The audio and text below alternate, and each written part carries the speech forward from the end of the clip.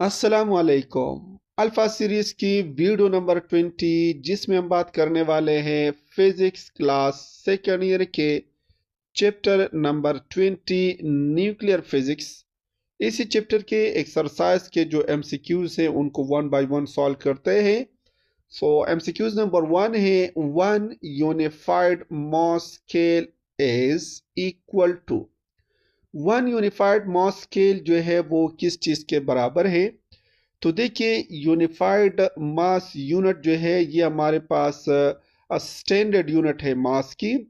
हमारे पास one atomic mass unit जो है, यानी वन एटॉमिक मास यूनिट ये बराबर होती है 1.660 10 की पावर -27 kg। यानी वन एटॉमिक मास यूनिट हमारे पास इसी इन किलोग्राम में हमारे पास इस चीज के बराबर होते हैं। जब हम मास जो है को एनर्जी में कन्वर्ट करते हैं by using the Einstein mass energy equivalence, that is E is equal to mc square. तो यहाँ पर हम मास की जगह इसी वैल्यू को पुट करते हैं एंड c स्क्वायर, यानी दैट इज 1.66 10 की power -27 multiplied by c square. So c is 3 cross 10 की पावर 8 का स्क्वायर। तो जब हम इसको सिंप्लीफाई करते हैं तो हमारे पास इससे आएगा 1.4910 की पावर, दैट इज 1.4924 10 की पावर -10 जूल। और फिर जब हम इसी नंबर्स यानी जूल्स को जब हम मेगा इलेक्ट्रॉन वोल्ट में कन्वर्ट करते हैं, so that will become as 931.5 mega electron volt. तो लिहाजा वन एटॉमिक मास यूनिट हमारे पास 1.6 10 की पावर -27 किलोग्राम्स के इक्वल है। इसी तरह टर्म ऑफ जूल ये इक्वल है 1.49 10 की power -10 joule and term and megawatt electron volt, so that will be 931.5 mega electron volt। so लिहाजा हमारे पास करेक्ट ऑप्शन बनता है all of these। Second MCQ से the number of neutron in lithium 7r। Number of neutron जो है lithium 7 में, जिसका atomic mass atomic number जो है हमारे पास 3 है, तो इसमें नंबर ऑफ न्यूट्रॉन कितने होते हैं? तो देखिए, किसी भी न्यूक्लियस में जब हम नंबर ऑफ न्यूट्रॉन को फाइंड करते हैं तो उसके लिए हमारे पास फार्मूला होते हैं atomic mass minus the atomic number, that is equal to the number of neutron. So यहाँ पर एटॉमिक मास जो है वो हमारे पास है 7, एटॉमिक नंबर है हमारे पास 3, सो 7 - 3 is equal to 4। So the number of proton in lithium 7 is 4. Correct option is B। MCQ number third है, sum of the masses of constituent nucleons is compared to the mass of the resultant nucleus is। कहते हैं हमारे पास constituent जो nucleus है उनकी masses का जो सम है वो जो रिजल्टेंट न्यूक्लियाई ये जो बनाती है उसके मास के साथ किस तरह रिलेटेड होती है। तो लेट सपोज हम मान लेते हैं कि ये हमारे पास दो न्यूक्लियन है, इसकी मास अगर हम मान लेते हैं कि ये m है एंड ये हमारे पास है mb, तो इन दोनों का मजमुआ जो है that is ma plus mb। ये इन दोनों का जो है इंडिविजुअल मासेस का जो एडिशन है सम है। अब अगर इन न्यूक्लियन से हम एक न्यूक्लियस को बनाते हैं तो इसी न्यूक्लियस का जो कंबाइंड मास है इसको हम मान लेते हैं mc। तो देखिए, हमारे पास जब न्यूक्लियंस कंबाइन होती है एक न्यूक्लियस को बनाते हैं तो उसी दौरान हमारे पास कुछ एनर्जी जो है जो मास है वो कन्वर्ट हो जाती है बाइंडिंग एनर्जी में, जिसकी वजह से हमारे पास जो फाइनल जो कंबाइंड न्यूक्लियस उसकी जो मास है वो हमारे पास जो है ग्रेटर लेस होगी जो कंस्टिट्यूएंट्स न्यूक्लियन है उनकी मास से। यानी ये mc जो है ये हमारे पास कम होगी एंड ये कंस्टिट्यूएंट यानी जो अलग अलग न्यूक्लियन है उनकी मास ज्यादा होगी। सो यहाँ पर कहते हैं sum of the masses of constituent, यानी इस मास को हमने इस मास के साथ यानी Ma प्लस Mb को हमने Mc के साथ जो है ना कंबाइन करना है। So that Ma plus Mb that will be greater than Mc, क्योंकि कुछ मास जो है ना कंबाइन मासेस के दौरान न्यूक्लियस को बनने के दौरान वो बाइंडिंग एनर्जी की सूरत में जो है वो रिलीज हो जाती है, कन्वर्ट हो जाती है मास को। सो करेक्ट ऑप्शन हमारे पास है ऑप्शन बी। MCQs नंबर 4 है which of the following nuclear radiation is similar to electrons। कौन सा न्यूक्लियर रेडिएशन जो है वो इलेक्ट्रॉन्स के साथ जो है वो सिमिलर है। तो देखिए बीटा माइनस जो है ना ये हमारे पास high energy and high speed electrons होते हैं जो कि एमिटेड होते हैं from the radioactive nuclei. So the emission of beta minus is electrons. So correct option हमारे पास बी ऑप्शन है। एमसीक्यूज नंबर 5 है 1 क्यूरी इज इक्वल टू।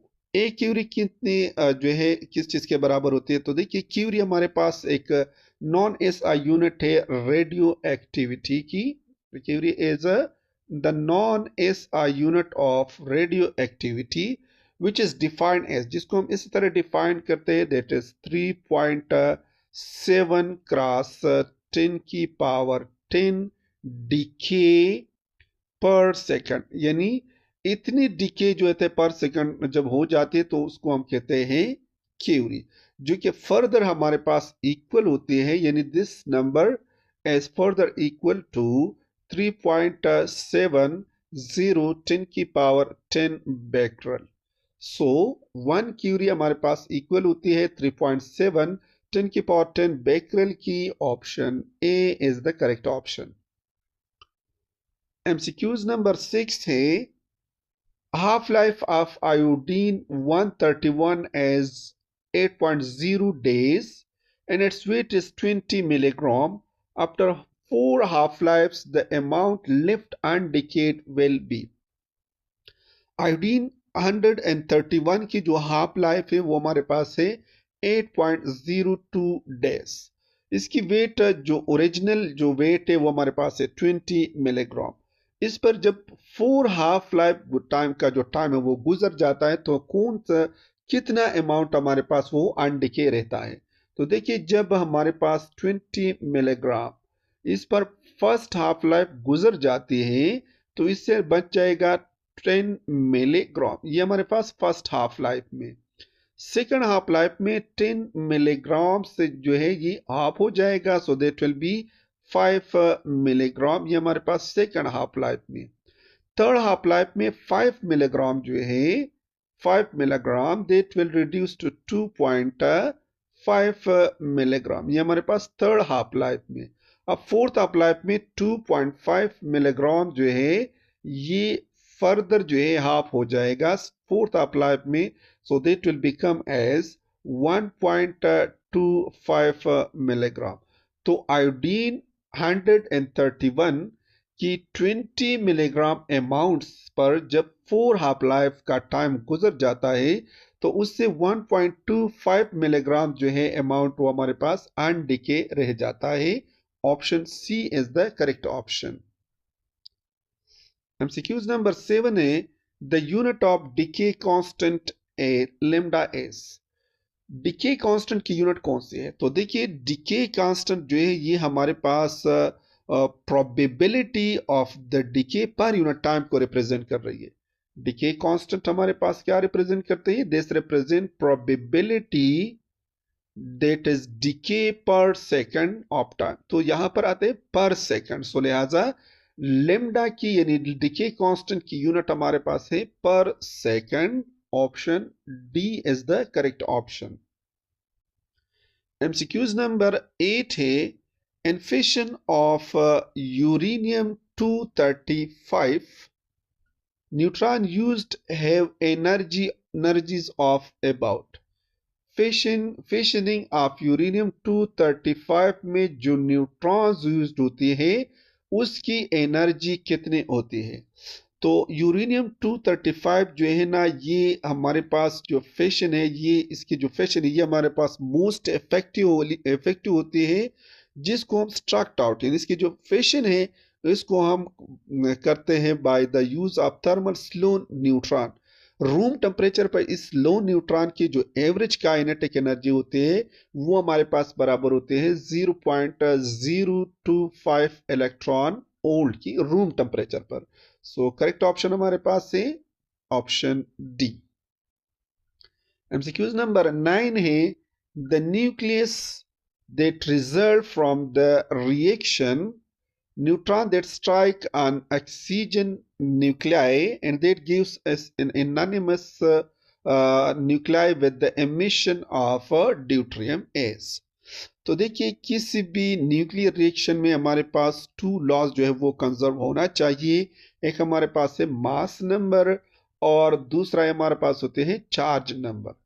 तो देखिए लेफ्ट साइड में हमारे पास जो मास नंबर है ये न्यूट्रॉन के 1, ऑक्सीजन के हमारे पास 16, तो that will be equal to 17।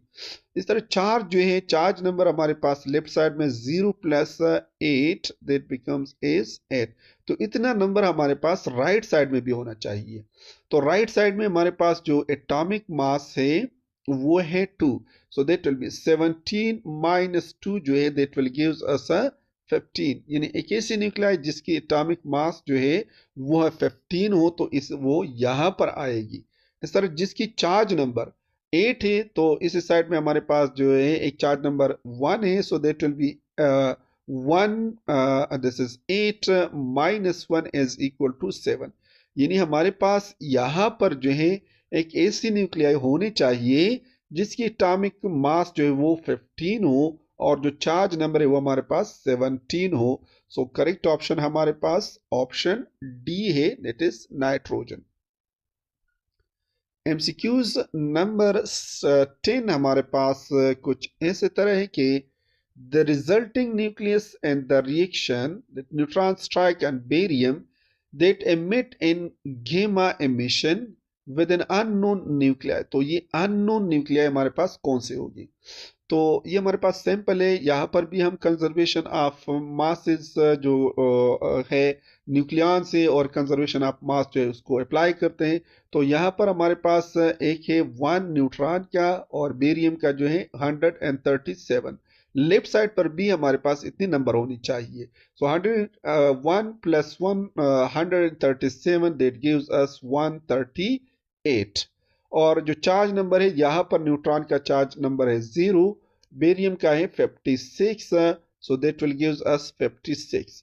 और एमिट होती है गेमा रेस। तो गेमा रेस कोई भी चार्ज जो है यानी नंबर ऑफ न्यूक्लियंस को इफेक्ट नहीं करता। सो लिहाजा हमारे पास यहाँ पर जो नॉन न्यूक्लियाई है उसकी एटॉमिक मास होनी चाहिए 138। चार्ज नंबर जो है इन एटॉमिक नंबर वो होनी चाहिए 56 जो कि है हमारे पास barium, option D. MCQs number 11 है the quantity of uranium-235 is naturally occurring uranium is about।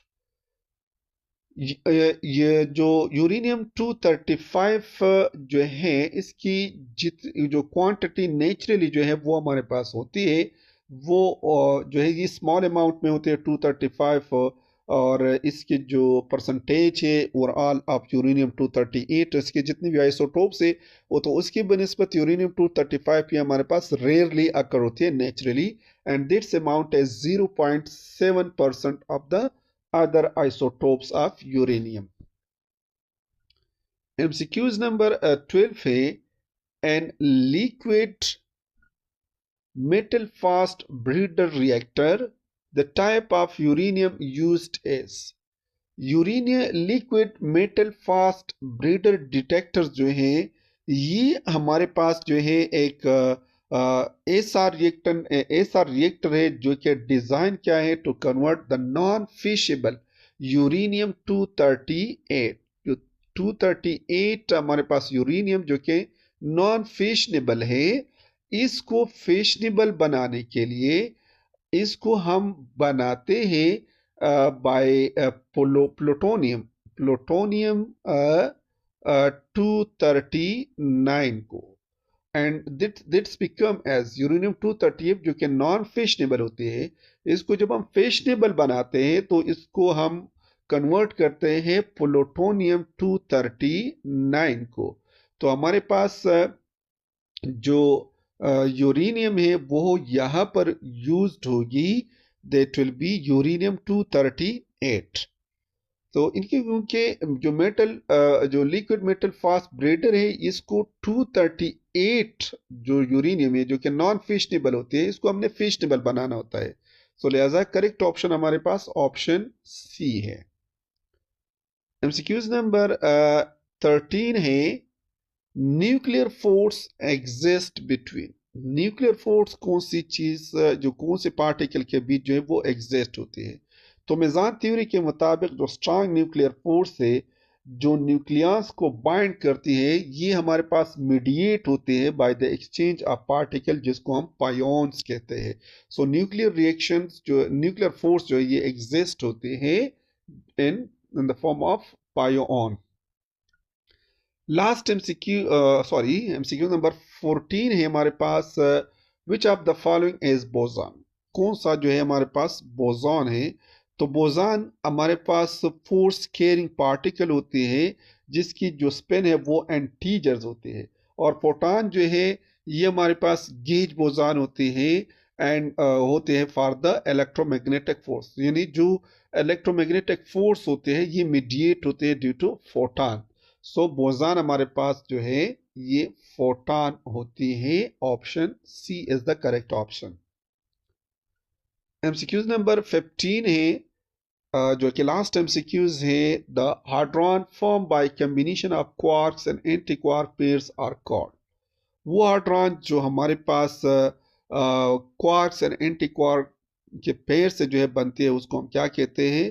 सो हाड्रॉन्स जो है हमारे पास ये सब एटॉमिक पार्टिकल्स होते हैं जो कि हमारे पास बनाती है क्वार्क्स को, और जो हमारे पास one quark and one anti quark जब इसको हम कंबाइन करते हैं तो इससे हमारे पास बनते हैं meson. That is option B is the correct option. Next MCQs, I think the last MCQs is 16, not 15 was the last MCQs. So 16 MCQs is the last MCQs. This is all free particle have a color charge of. जितने भी free charges है free particles की colour charge कितने होते हैं। तो देखिए colour confinement जो है ये हमारे पास जो है जो क्वार्क्स है जो कि that have which have colours can not exist individually. Colourful confinement यानी जो क्वार्क्स ये हमारे पास इंडिविजुअली एग्जिस्ट नहीं होती, ये हमारे पास हमेशा ग्रुप की शक्ल में होती है जिसको हम कलर न्यूट्रल यानी वाइट पार्टिकल कहते हैं, जिसका मतलब है कि जो टोटल कलर चार्ज है ए फ्री पार्टिकल्स की वो हमारे पास जीरो होते हैं। फ्री पार्टिकल मतलब जो फ्रीली एग्जिस्ट होते हैं, तो कलर चार्ज जो कि फ्रीली एग्जिस्ट होते हैं that will have no charge. Option A is the correct option.